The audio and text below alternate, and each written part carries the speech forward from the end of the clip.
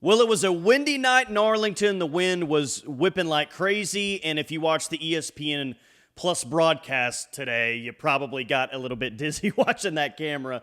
But Oklahoma wins, and Oklahoma wins in run rule fashion. And the true freshmen were very, very impressive on this Tuesday night. And that's where I want to begin the discussion and focus a lot of the discussion on some players that maybe we haven't seen as much, but I really like. What's your biggest takeaway? Who impressed you the most? Just kind of your general overall thoughts of this game. You guys know what to do. Drop those in the comments. Subscribe to the channel if you haven't already for more OU softball, SEC softball. But Oklahoma did what they needed to do. And this is a tough spot on a Tuesday night, getting through an emotional series in conference at home against Tennessee, then having to drive down to Arlington and play a game knowing that you're going to have to play some games back at home this weekend. So, look, I'm not giving this team an A+++ for tonight, but my expectations going in is that this should be a 5-inning softball game, and that's exactly what it was. And that was the case because you had an offensive explosion tonight backed by these freshmen. Does anyone else like Corey Hicks' swing? Or is that just me? I'm going to guess, without not already being able to see the comments, that I'm not the only one that likes Corey Hicks' swing. She has the 2-run home run in the top of the second inning. You know, when we talked about her on signing day, it was just the natural power that she has.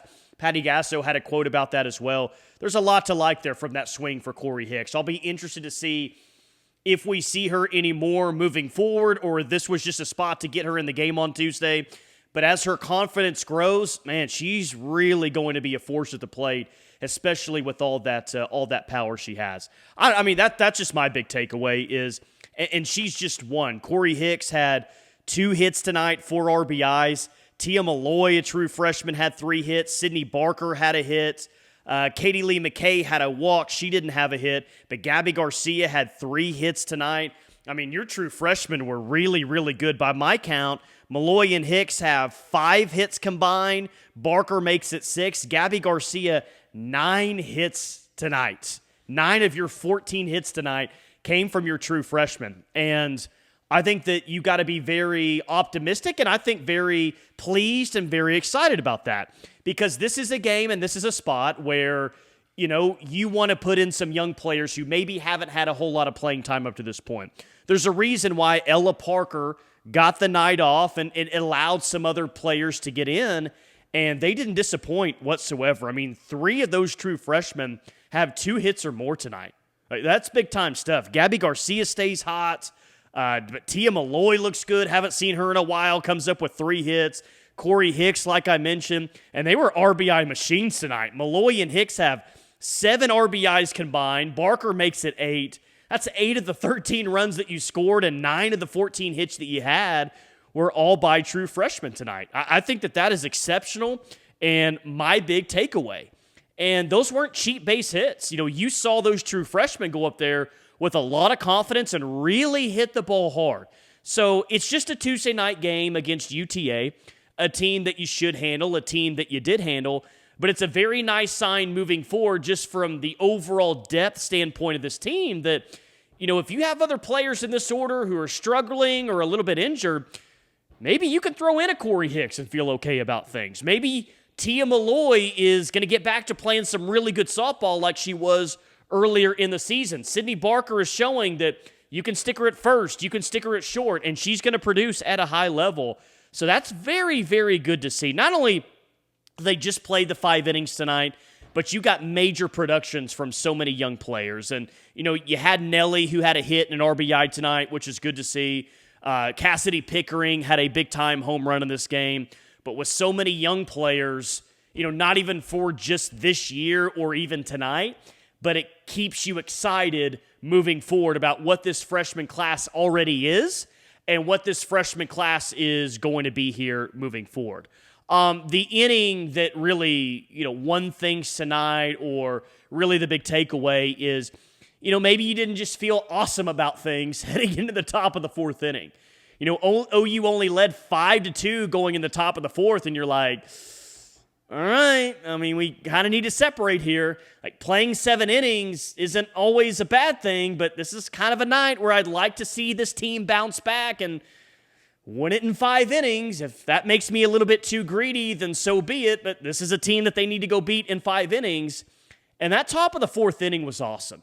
You know, you don't necessarily love that you're going to the top of the 4th only up 5-2 on UTA, but they made up for it in the top of the 4th inning. 8 runs scored, 8 hits. You go from 5-2 thinking it's kind of interesting, and then 8 runs later in the top of the 4th inning, that big inning, it's, oh, we're in run roll territory all of a sudden, and that's how the game ends with a 13-2 win over UTA. So I like that maybe it just wasn't perfect throughout the first 3 innings.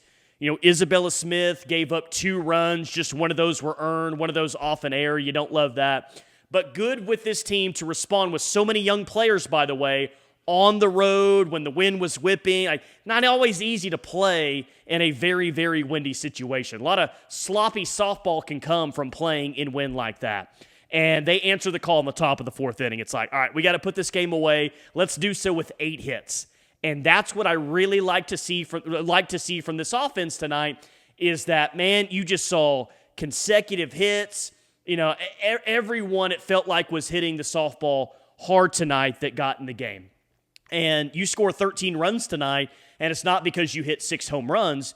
You hit 2 home runs tonight. You scored so many runs because you had 14 base hits. 14 base hits in 5 innings. I understand UTA is not the best opponent that you're going to see this year. Heck, it's not even the best opponent that you're going to see this week.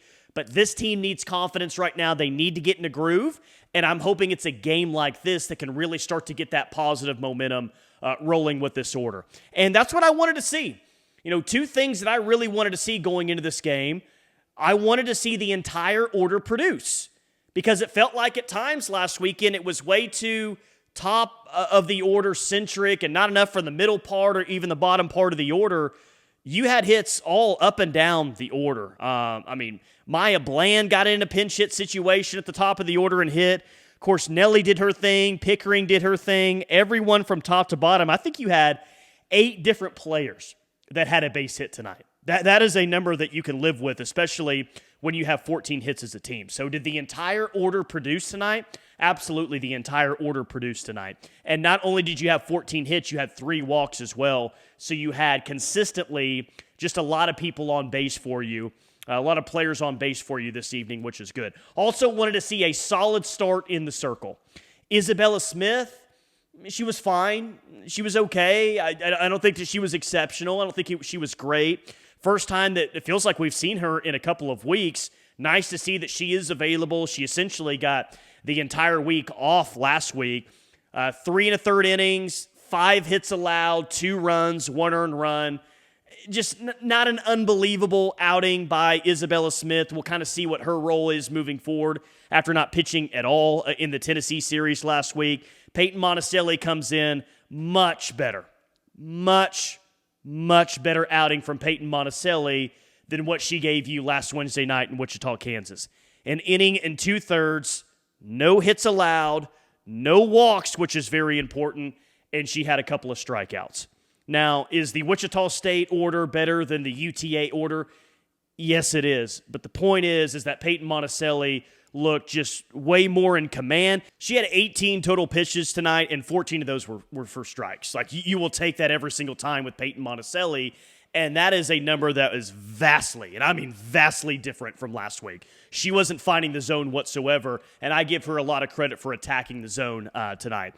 Did have the one base running error in the top of the 4th inning, got caught in a rundown there. That was an out in the top of the 4th inning.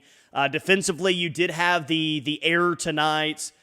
So defensively, maybe they just weren't awesome. Gabby Garcia had the error. Ilana Agbayani, according to the radio broadcast in the 1st inning, probably should have been an error, but they ruled it a hit instead. Almost had an amazing play out in center field tonight. I believe maybe that was in the bottom of the 4th inning. So solid defensively for the most part, but hey, you did what you needed to do against a team like UTA. And in no way am I going to gripe or complain. The sky is falling. I'm staying the same. Guys, I'm rolling with this team. I'm not changing my mind on that. I'm rolling with this squad. I think that this squad is still capable of doing a lot of things.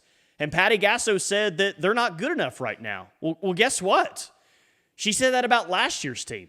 Heck, I talked to Shannon Sale earlier today, which, by the way, that interview is on the page. Go check that out. It's awesome.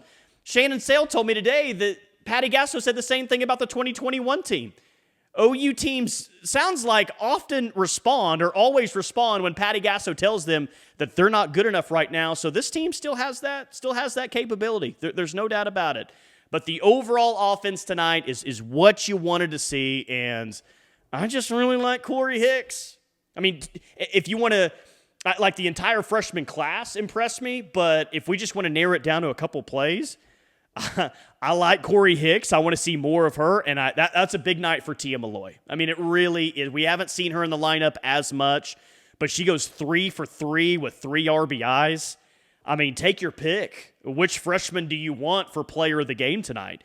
Do you want Corey Hicks, who had 2 hits and 4 RBIs? Do you want Tia Malloy, who was 3 for 3 with 3 RBIs? Or do you want Gabby Garcia, who was 3 for 3 on the night with a couple of runs scored? I mean, your 3 candidates for player of the night or player of the day were all true freshmen. And I think that's exceptional for sure. Interesting weekend coming up with St. Thomas and UCF. Hopefully the weather holds up for those Friday and Saturday games. We'll obviously see about that. But like I said, you did what you needed to do. You were solid in the circle. Still need to be better. But I like the outing that you got from Peyton Monticelli. And nice to see so many fans out in Arlington, Texas, all in the outfield and everything. Sooners are a show. Sooners are a show, and it is a show when they come to town. Number 2, Oklahoma beats UT Arlington 13-2. Isabella Smith gets the win. She is now 8-1 on the year, and we'll see what they do this weekend. Hopefully they can get all the softball games in at Love's Field, and hopefully we're talking about an undefeated week for the number 2 team in the land. Like the video, subscribe to the channel if you haven't already. As always, thank you for watching.